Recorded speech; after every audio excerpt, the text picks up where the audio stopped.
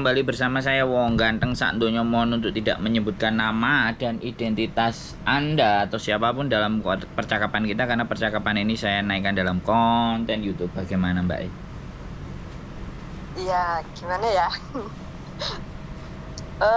Saya kan dengar Saman suka mau yang ke Jepang, mau ke Korea. Gak ada rencana ke Eropa tuh, Mas? Ke Eropa, Mbak. Luar biasa sampean. Wah, ya nasib aja lah gitu loh. Saya dulu juga nggak punya, miskin. Terus sekarang udah kaya. Alhamdulillah. Alhamdulillah kaya sih, nggak cukup lah. Makanya saya Saman kok nggak pernah nyebut Eropa gitu loh. Karena sebenarnya ya, kalau Eropa itu saya agak keder sama visa Schengen-nya, karena di visa Schengen itu kita harus sedia uang 75 juta. Oh gitu dah. Soalnya gini loh Mas, di Eropa itu ya saat ini waduh, kita itu kurang orang loh buat kerja itu. Kerja apa saja gitu ya, susah nyari orang itu susah di sini. Tapi ya kalau masuk Schengen dipersulit juga ya saya juga nggak tahu caranya gimana. Nah, soalnya makanya kan saya juga punya adik ya, tapi adik saya itu mental strawberry, gampang penyok. Ya sudah, disuruh di rumah aja kalau strawberry. Berat ngomong sama strawberry, Mbak. Jadi gini, kemarin saya dapat info dari teman saya yang melanglang buana dari Eropa. Semua hampir berapa ya? 35 negara di Eropa. Dia cuma ngasih info ke saya bahwa visa Schengen itu kamu punya rekening saldo 75 juta. Baru visa Schengen itu masuk. Gitu loh. Iya. Nah, dari situ orang kalau direkomendasikan, karena saya sekali lagi saya nggak percaya sama agent. Saya tipikal manusia yang nggak percaya sama agent. Saya punya hal sendiri, dan saya belum ada teman yang di Eropa yang bisa diajak ngobrol untuk berbagi konten, berbagi cerita, berbagi experience. Makanya saya ketika saya tidak membahas itu bukan karena tidak mau bahas, tapi narasumber yang bisa saya percaya itu saya belum dapat. Nah, kalau sampean ngerasa bahwa sampean adalah narasumber yang bisa dipercaya, saya bisa melihat profilnya sampean, saya juga melihat sampean kiprah dan kancahnya di ibaratnya ya di sosial media atau di mana yang bisa ditunjukkan, maka saya akan menginformasikan itu kepada teman-teman, karena saya tidak menginginkan menjadi manusia yang hanya katanya dan tebak-tebakan. Karena itu apa ya, prinsip ya, sekali lagi mau seviral apapun cerita di luar, selama saya tidak dapat informasi dari yang bersangkutan, maka saya tidak akan bahas di konten. Begitu. Saya sih bukan agen ya, Mas. Saya bukan agen, pertama. Yang kedua, saya itu udah lama tinggal di sini di Eropa, di Belgia. Ya, cuman kasih info aja. Tapi ya permasalahannya di Eropa itu apa? Kita itu besar di sini. Satu negara sama lain negara itu beda bahasa. Itu lagi ya yang susah buat masuk sini, selain visanya dan duit jaminannya yang sangat gede ya. Itu juga. Tapi kalau sudah masuk Eropa dan udah bisa kerja, bisa blending dengan orang lokal, wah ya lumayan lah. Di sini tuh kerjaan itu apa aja gitu ada gitu, dan kurang orang. Di restoran kurang, di bidang kesehatan kurang, di bersih-bersih rumah aja kadang itu nyari orang susah banget gitu loh. Di sini tuh. Ya nanti sampean tak samperin dulu ke Belgia. Saya harus ke sana dulu. Harus nyampe sana dulu baru saya banyak bercerita, bahkan konten pun no problem. Karena kalau berikutnya agendanya baru masih di Jepang sih saya. Agendanya baru coba di Jepang. Tapi saya sebenarnya juga sudah punya keinginan untuk bikin visa Schengen dan ke Eropa. Cuman kembali lagi istri itu nggak suka jalan-jalan. Diajak petualang itu nggak suka gitu loh. Kalau saya yang penting dikasih izin aja udah cabut, udah berangkat pasti. Iya, iya. Nah, Ya karena ngerti lah, saya juga perempuan ya, saya juga punya empati sama Mbak Yuli. Saya kalau dieret-eret suami saya kemana-mana juga kadang itu mikir lagi, ya, capeknya itu loh, gitu loh. ya kan sekarang Saya persoalannya ngerti betul gini, Mbak Yuli. persoalannya kan saya punya jiwa kepo dan want to know. Itu satu hal yang tidak semua orang bisa mengikuti jalan dan cara berpikir saya. Saya orangnya kepo karena kekepoan itulah menjadikan saya seperti ini gitu loh. Jadi saya selalu want to know apapun itu ya, karena bukan ibaratnya ada wong misalnya ya tiba-tiba marah-marah, misu-misu itu saya bukan oh wong itu kok bleset ya kok marah kok gini. Saya cuman kenapa orang itu marah? Pertanyaan saya itu. Karena seorang filsafat hidup di dunia ini kuncinya adalah 3 pertanyaan. Kita tahu diri kita, untuk apa kita hidup, dan bagaimana kita menjalani hidup. Iya, benar. Jadi 3 hal itu ketika kita sudah tahu, maka automatically ya orang itu punya prinsip. Iya. Itu automatically. Tapi kalau ternyata tidak bisa merenungi 3 pertanyaan tadi, maka berat. Orang itu jalannya pasti terombang-ambing, gampang apa, gampang ini, gampang itu. Kalau saya patokannya itu karena yang ditonton adalah video-video filsafat. Yang penting jangan sampai terlalu gila lah. Ya kadang-kadang jadi goblok, kadang-kadang ya on ya gitu aja sih untuk stabil aja. Iya. Saya pikir dulu hidup saya itu ruwet, runyam, susah, tapi sampean dengar cerita dari sampean yang tidur di Victoria Park segala macam, saya bilang wow, oke. Saya perempuan nggak mungkin lah saya seperti itu ya, tapi ternyata di luar sana itu juga banyak orang-orang yang dulunya susah, berjuang pada akhirnya ya titik di mana nyaman. Iya. Ada dapat nyaman lah dari yang kuasa, dikasih nyaman. Saya senang kelihatannya ini sampean kemarin sudah telepon sama Miss Yuni. Karena ya saya kan bagian ngedit thumbnail sama judulnya. Jadi saya senang aja sih. Cuman begini, saya dulu punya mimpi ya, bahwa pingin ngobrol dengan YouTuber di Australia. Saya pingin ngobrol dengan YouTuber yang ada di Kanada.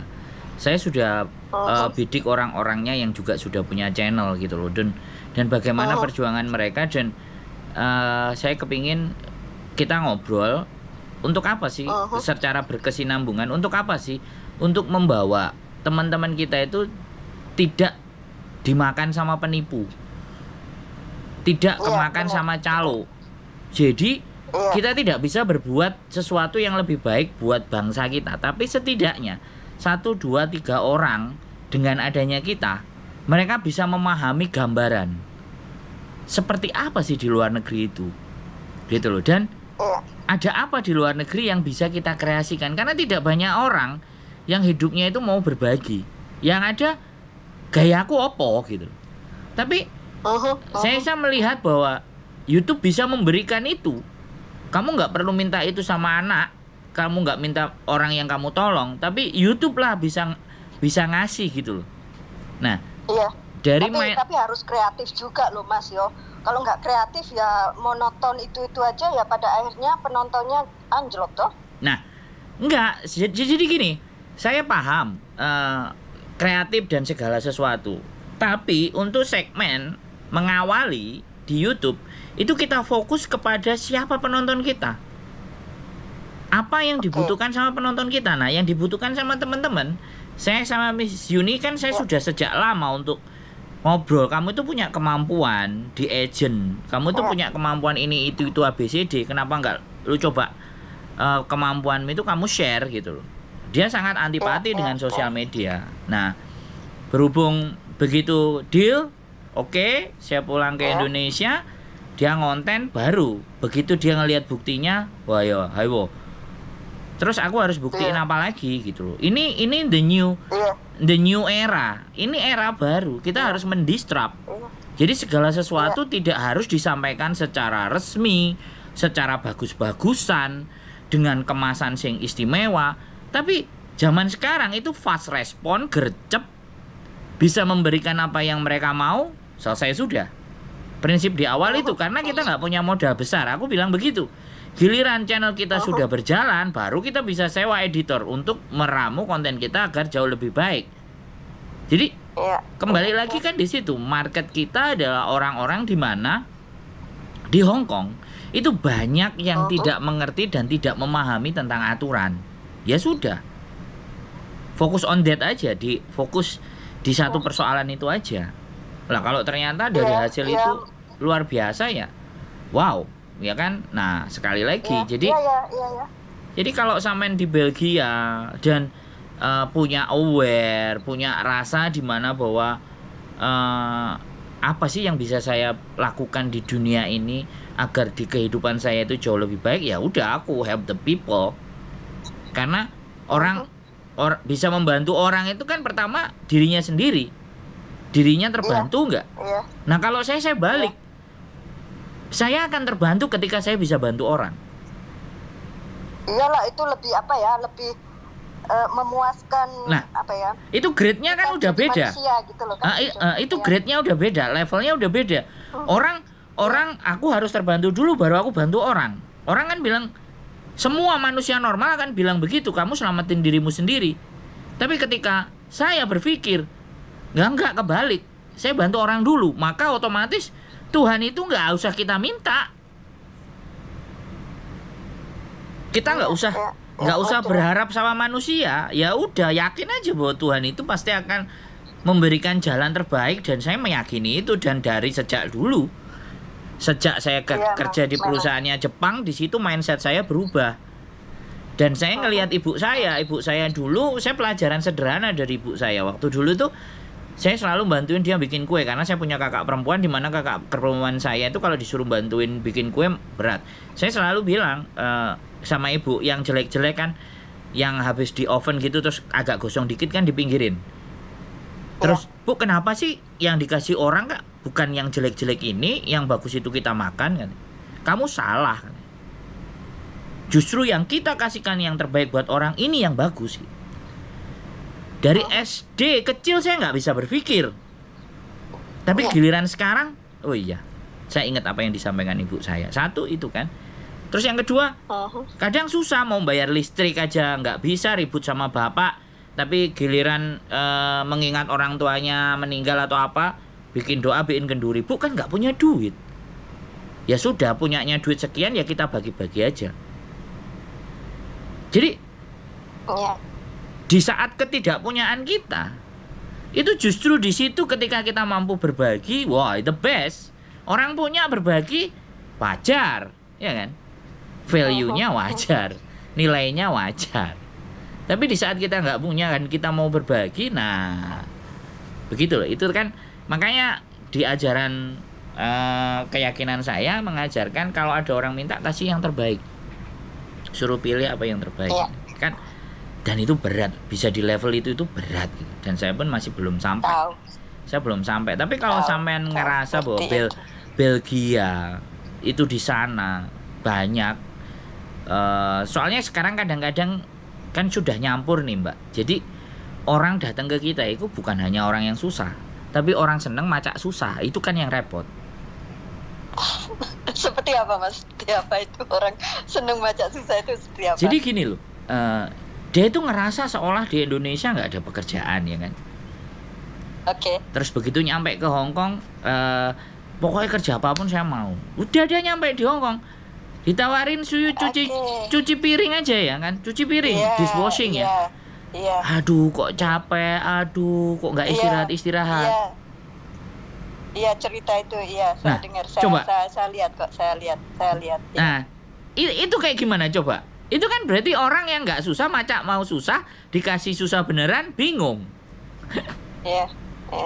Jadi di situ yang terkadang, makanya saya cenderung mengabaikan orang-orang yang berharap saya bisa bantu. Saya abaikan. Jadi kembali lagi udah bukan nggak mau bantu ya, karena kembali lagi yang bisa bantu mereka ya dirinya sendiri kan. Iya benar. Jadi, kau udah dikasih jalan sama Tuhan, ya gunakan itu. Tapi kalau kau nggak mau membantu dirimu sendiri, ya gimana? Nah, ini yang sudah fenomena sering banyak terjadi di manusia-manusia yang punya mental telo sama mental kerupuk ini kan ya repot, ya susah. Ya sampean pun ketika bercerita bagaimana dulu di Belgia dan ABCD, saya rasa nggak jauh berbeda dengan para petualang-petualang yang tangguh sehingga sekarang bisa survive. Jadi persoalan survive itu kan bukan pinter dan goblok, tapi seberapa yakin terhadap kehidupanmu di masa mendatang lebih baik dan kamu mau bayar harganya. Oh iya, harganya tinggi banget. Air mata darah. Nah. Kan itu tuh, Mbak. Jadi kalau sampean boleh kita punya program, kita live aja. Kita ceritain. Terus di situ ada foto-foto, ada gambar-gambar. Kita tunjukkan pada mereka bahwa enggak cuman kalian aja yang menderita dan sakit, guys, gitu. Gitu loh. Jadi kita dulu waktu menderita dan nggak punya duit sih nggak ada fotonya, Mas. Saya ngerasa banyak teman-teman yang menjalanin itu nggak ada fotonya. Kalau saya masih sedikit mendokumentasikan foto saya pada saat saya tidur di Macau, pada saat saya tidur di Shenzhen, ya saya simpan aja, saya keep aja itu semuanya karena saya yakin bahwa itu semuanya akan suatu saat nanti akan bisa menjadi sebuah cerita. Karena mahalnya sesuatu itu kan kalau sudah terlampaui sekian puluh tahun. Iya, benar. Makanya kalau orang sudah di level selera tinggi, ini kalau katanya si Dani Ahmad, orang levelnya sudah selera tinggi adalah orang-orang yang mencintai sesuatu yang ada di masa lampau. Karena di balik masa lampau itu kita bisa belajar. Jadi bukan hanya masa depan yang belum kita hadapi yang dipelajari, tapi di masa lalu itu banyak nilai-nilai yang seharusnya bisa kita, dan tidak banyak orang yang bisa begitu. Yang punya selera tinggi. Ya tahun dulu tahun 90-an ya, waktu Indonesia krisis moneter gitu, ya siapa sih yang punya HP waktu itu juga saya juga nggak ada HP, jadi waktu saya dikasih makan teman, nggak ada kerjaan, setelah itu diremehin, tuh lihat tuh anak bisa apa, kerjaan aja nggak ada, duit buat makan nggak ada, adanya tiduran melulu, rasanya hati saya kayak direbut gitu. Setelah itu kalau mengingat hal itu, saat ini saya ada di Eropa gitu ya sudahlah, memang udah nasib baik saya. Dulu digituin orang, sekarang ya oke lah. Bukan ya lain cerita. Bukan nasib baik ya menurut saya, tapi Tuhan sayang sama sampean, Mbak, gitu aja. Mungkin juga. Tuhan itu memahami sampean menurut saya, sehingga ya sudahlah, kita kasih. Dia bilang begitu kalau bisa WA sampean. Jadi tidak ada sesuatu ini nasib baik ataupun buruk bagi saya ya. Tapi apa yang kita tanam, itulah nanti yang akan sampean dapetin. Itu makanya kalau orang Jawa bilang, kalau saya pesan nek wani aja wedi-wedi, nek wedi aja wani-wani. Wis sudah, itu level di mana bahwa kamu punya tekad enggak.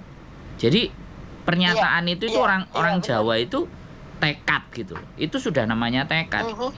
Jadi saya seneng sampean mau telepon ini, saya bahagia. Cuman saya kepingin benar-benar menyatakan ketemu di sana. Dan yang di Singapura aja, besok kita pulang kita mau samperin subscriber saya mau samperin dan saya mau ajak omong. Jadi justru nggak tahu ya ke depan nanti konten saya atau channel saya atau menjadi, tapi yang saya lihat itu ada sekarang itu namanya IDN, Indonesia Diaspora apalah. Tapi ya Diaspora Indonesia.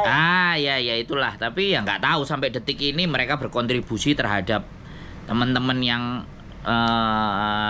mohon maaf skill edukasinya itu rendah, itu ada nggak dampaknya gitu. Ya mereka bagus lah bikin program bahasa Inggris intermediate dan semuanya, tapi kita nggak butuh teori loh. Yang butuh itu kayak sampean bahwa Belgia butuh orang kerja, tapi spesifikasi yang dia butuhkan itu harus begini, harus begitu, harus begitu. Bagaimana orang-orang kita yang misalnya di low edukasi, tetapi punya niat, punya semangat, kita bawa.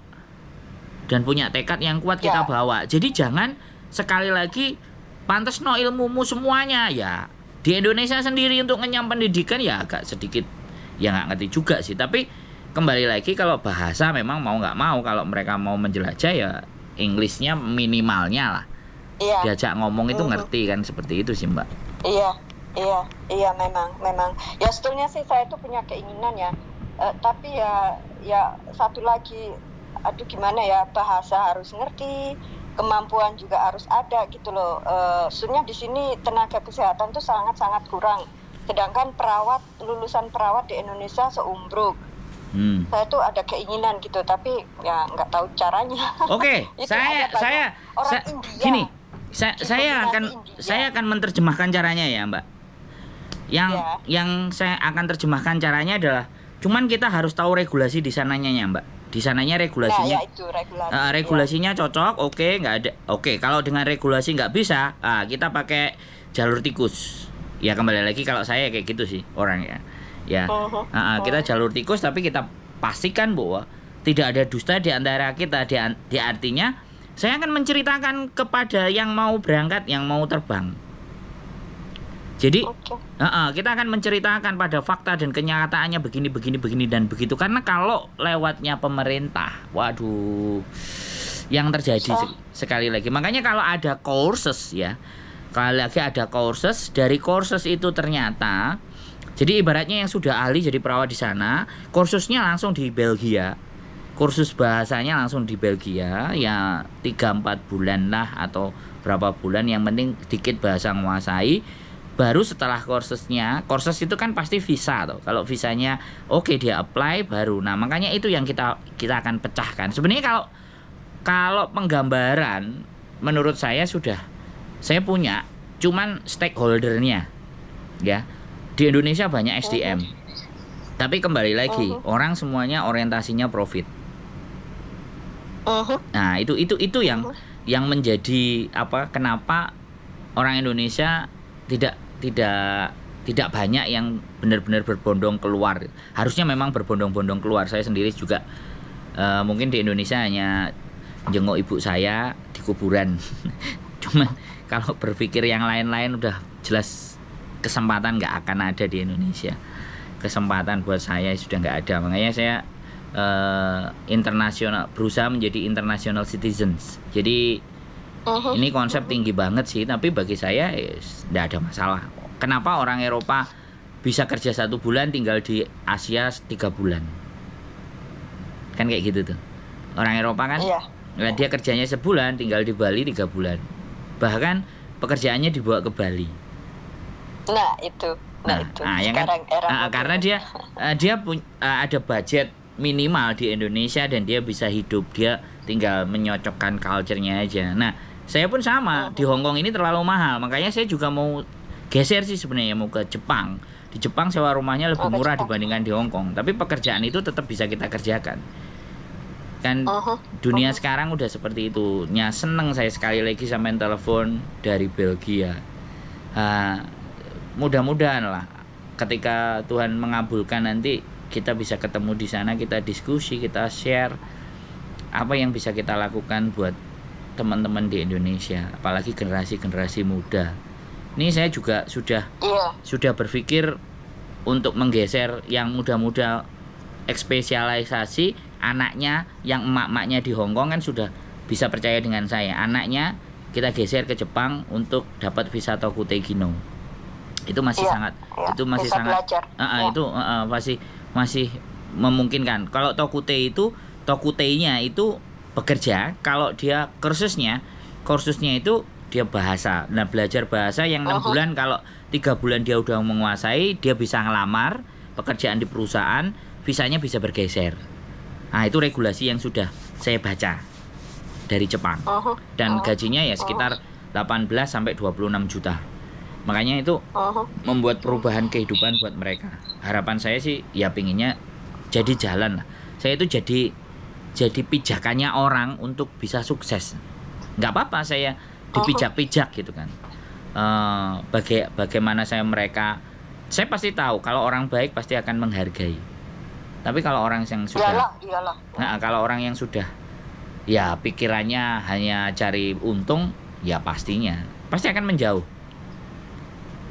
Pasti akan menjauh dari saya. Iya, tahu itu. Tahu, ngerti itu. Luar biasa, sampean Belgia ya. Mudah-mudahan saya nanti nyampe ke sana ya. Ini banyak sekali. Mudah-mudahan. Agendanya banyak sekali sih, saya sebenarnya kepingin keluar-keluar. Karena 3 hal yang saya yakini semuanya itu rezeki.